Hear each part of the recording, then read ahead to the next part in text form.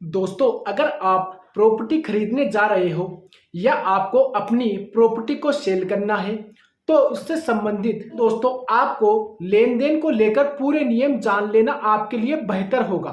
जी हाँ दोस्तों, आप पूरे नियम जान लीजिए। दोस्तों, आपको एंड तक बने रहना है। अगर दोस्तों आप चैनल पर नए हैं तो चैनल को जरूर सब्सक्राइब करिए।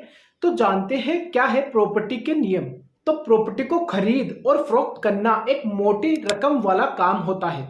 कई बार क्या होता है कि सामने वाला हमको कैश में लेन देन करने का ऑफर भी करता है। दोस्तों, ऐसा नहीं है कि आप प्रॉपर्टी की जो कीमत होती है वो पूरी कैश में दे सकते हैं। इसके लिए नियम बनाया गया है। तो क्या होता है अगर आप प्रॉपर्टी की कैश लिमिट को क्रॉस करते हैं, जी हाँ दोस्तों, कैश लिमिट को क्रॉस करते हैं, तो आपके पास इनकम टैक्स का नोटिस भी आ सकता है। भले ही सौदा कितने में भी हो, लेकिन आप 19,999 रुपए से ज्यादा रकम कैश में नहीं ले सकते हैं।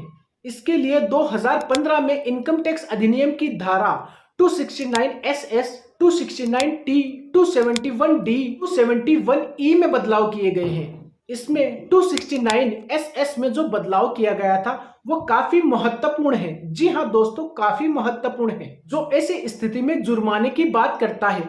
सरकार ने ऐसा काले धन पर रोक लगाने के लिए किया था। दरअसल क्या होता है कि केस में जो लेन देन किए गए हैं उससे ये पता लगाना मुश्किल होता है कि ये केस वैध तरीके से कमाया गया है या अवैध तरीके से अर्जित किया गया है। तो धारा 269 SS में चाहे वह जमीन खेती के लिए ही क्यों नहीं ली जा रही हो, घर व अन्य तरह की अचल संपत्ति को बेचने के लिए, चाहे अगर आप 20,000 रुपए से ज्यादा कैश में लेन देन करते हैं, जी हाँ दोस्तों, कैश लेते हैं, तो आप पर 100% की पेनल्टी लगाई जाएगी। दोस्तों, क्या है 100% जुर्माने का मतलब? अगर कोई व्यक्ति प्रॉपर्टी बेचते समय 20,000 रुपए या उससे ज्यादा की रकम कैश में लेता है तो उसको पूरी की पूरी अमाउंट हर्जाने के रूप में भरना होगा। चाहे फिर आपने 50,000 रुपए लिए या फिर 1,00,000 रुपए लिए, वो पूरी की पूरी रकम हर्जाने के रूप में इनकम टैक्स डिपार्टमेंट के पास चली जाएगी।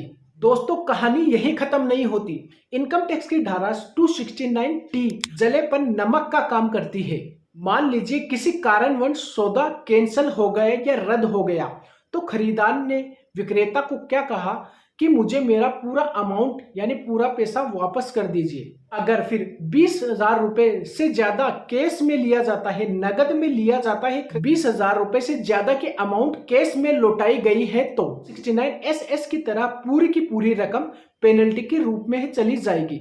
हालांकि ये कानून सरकार, सरकारी कंपनी, बैंकिंग कंपनी या केंद्रीय सरकार द्वारा चिन्हित खास व्यक्ति संस्थान पर लागू नहीं होती। प्रॉपर्टी के केस में आप 19,999 रुपए तक का लेन देन कर सकते हैं। ये आपकी रजिस्ट्री में दिखाई देगा। इसके ऊपर की जो रकम होती है आप उसको चेक या इलेक्ट्रॉनिक ट्रांजैक्शन के माध्यम से कर सकते हैं। लेकिन यह भी होता है कि कई बार, तो ध्यान रहे, कई बार रजिस्ट्रार केस में हो रहे लेन देन की वजह से आपकी रजिस्ट्री कर देते हैं, लेकिन जो केस संबंधित डाटा होता है वो इनकम टैक्स डिपार्टमेंट को भेज दिया जाएगा।